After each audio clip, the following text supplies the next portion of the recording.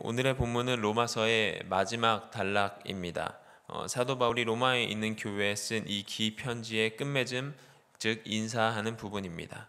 어제 본문에서는 복음을 위해 함께 사역한 동역자들과 힘을 합하여 교회를 세워나갔다는 모습을 볼 수 있었지만, 오늘의 본문에서는 마지막 인사말 대신에 경고의 메시지를 전하는 것처럼 들립니다.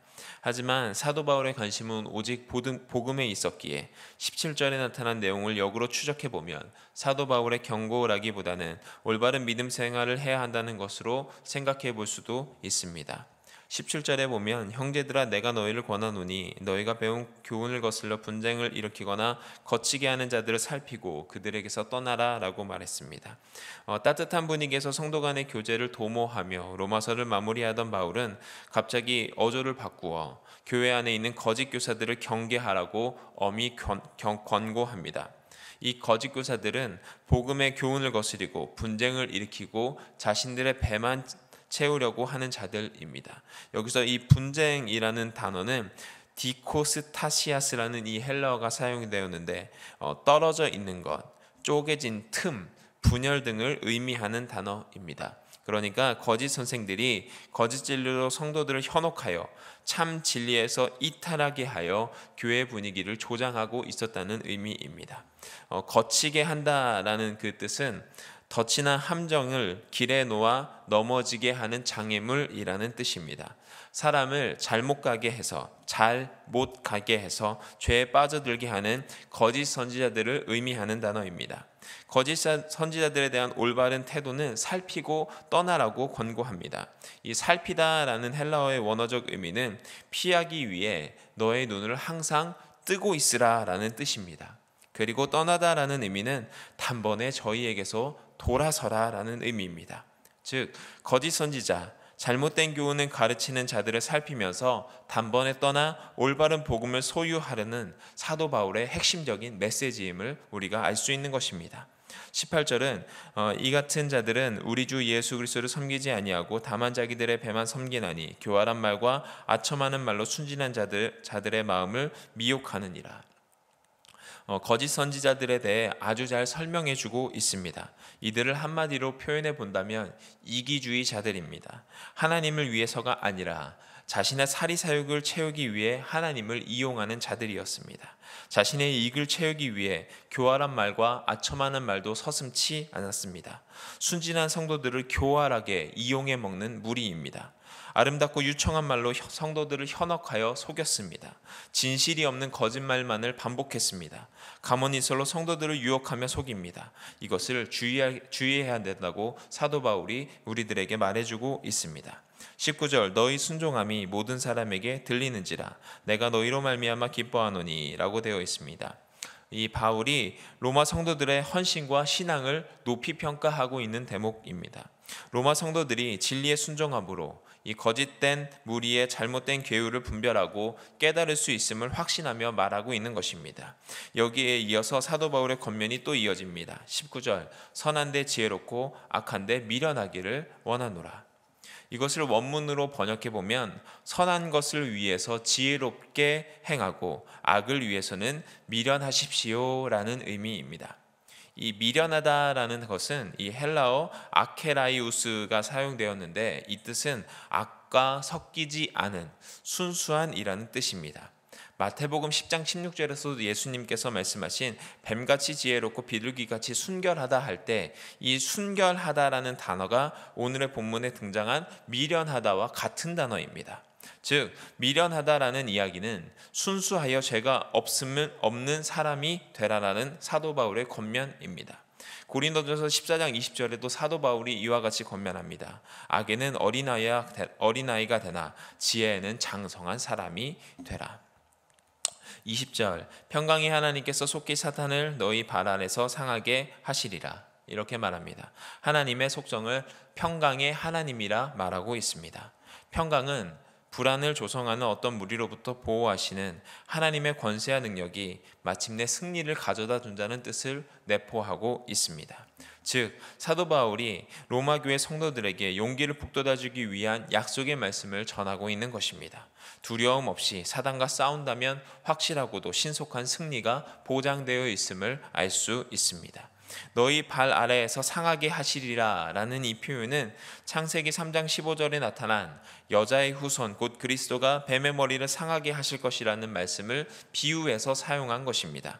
이 상하게 한다라는 헬라어 쉰트마세이는 함께 으스러뜨리다, 눌러서 으스러뜨리다, 짓밟다라는 의미를 가지고 있습니다. 즉 평강의 하나님께서 사단에 대하여 궁극적인 승리를 거두게 될 것이라는 약속의 말씀입니다. 사도 바울 당시 거짓 교사들은 예수 그리스도를 믿음으로 구원을 받는다는 복음의 진리를 거슬려서 어리석고 허탄한 교훈을 퍼뜨림으로 교회를 어지럽게 만들었습니다. 디모데후서 3장 8절에도 잘 나타나 있습니다. 얀네와 암무레가 모세를 대적한 것 같이 저희도 진리를 대적하니 이 사람들은 그 마음이 부패한 자요 믿음에 관하여는 버리운 자니라 이렇게 말합니다. 하지만 바울은 이와 같은 상황에서 하나님이 성도로 하여금 결국 승리하게 해주실 것을 말하고 있습니다. 요한일서 3장 8절도 다음과 같이 말합니다. 죄를 짓는 자는 마귀에게 속하나니 마귀는 처음부터 범죄함이니라. 하나님의 아들이 나타나시는 것은 마귀의 일을 멸하려 하심이니라. 21절에서 23절은 동역자들에 대한 소개와 문안 인사가 계속해서 이어지고 있습니다. 21절에 나타난 그 디모데는 사도 바울과 가장 가까운 동역자 중에 한 사람입니다. 2차 전도 여행 당시 동행하였고 고린도 교회 안의 문제들을 해결하는 데 도왔던 사람입니다. 21절에는 친척들이라고 번역이 되어 있는 단어가 있는데 사실 혈육을 의미하는 그 단어라기보다는 골육이라는 말로 그 동족인 유대민족을 지칭하는 단어라고도 볼 수 있습니다. 그만큼 어쨌든 가깝고 동역했고 긴밀한 관계에 있었던 사람들을 말해줄 수 있는 표현입니다. 22절에 보면 이 편지를 기록하는 나 더디오, 23절에 나타난 나와 온 교회를 돌봐주는 가이오, 이성의 재무관 에라스도와 형제 구아도도 함께 등장하고 있습니다.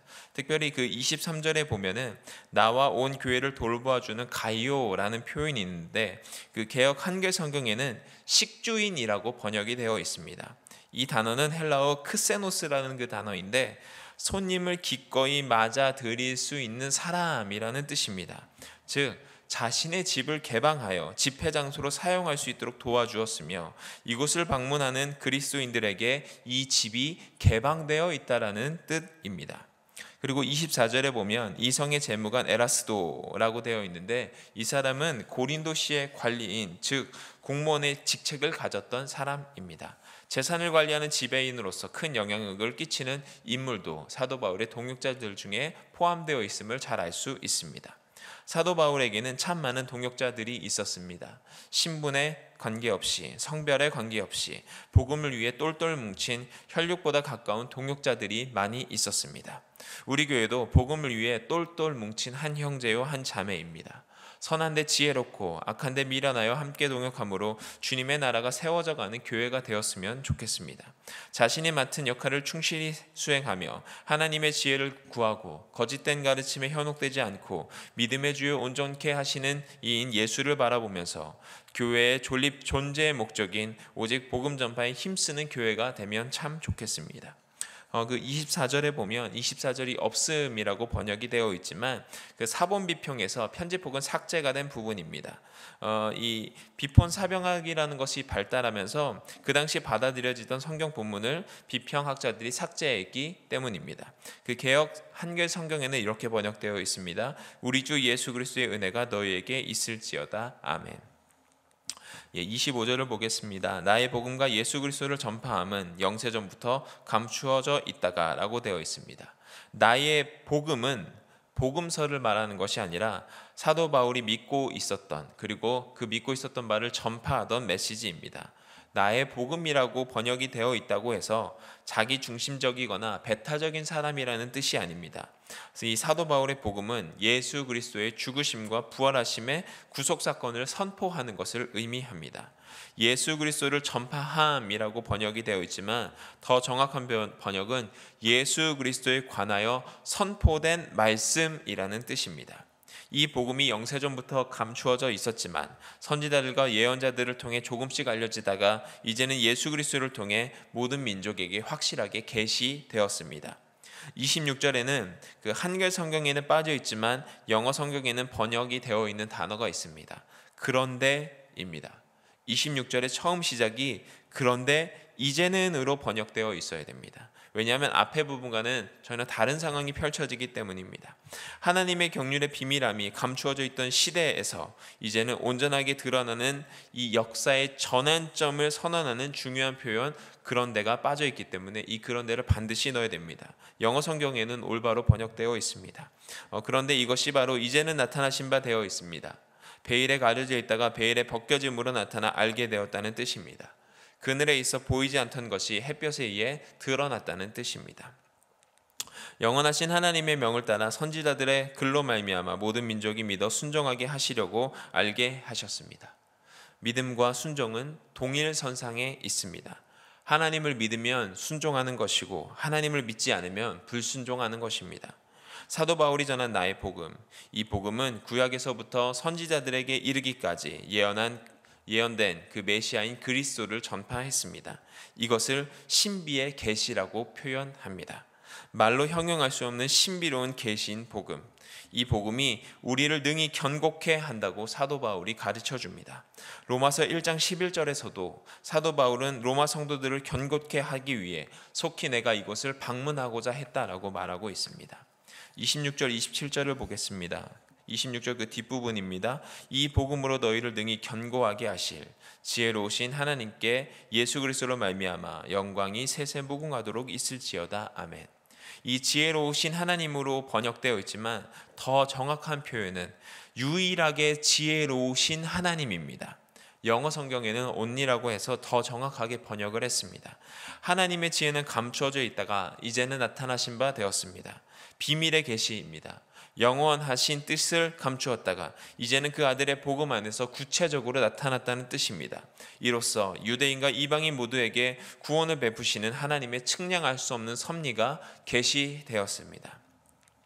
말씀을 좀 정리하겠습니다. 이 사도 바울은 예수님에게 미쳤던 사람이고 복음에 미쳤던 사람입니다. 복음이 아닌 것을 가르치는 거짓 교사들을 경계시키면서 편지를 마무리 짓고 있습니다. 함께 동역했던 복음을 위한 동역자들에게 교제와 문안을 통해 아름다운 모습을 우리들에게 보여주고 있습니다. 선한 일에 지혜로운 복음의 통로가 되어 사도 바울이 말하는 나의 복음, 즉 예수 그리스도를 통해 완성된 복음을 전하는 삶을 살 수 있어야 합니다. 우리들에게는 교회 안에 함께 할 수 있는 믿음의 공동체가 있습니다. 복음을 위해 똘똘 뭉치고자 하는 이들이 있습니다.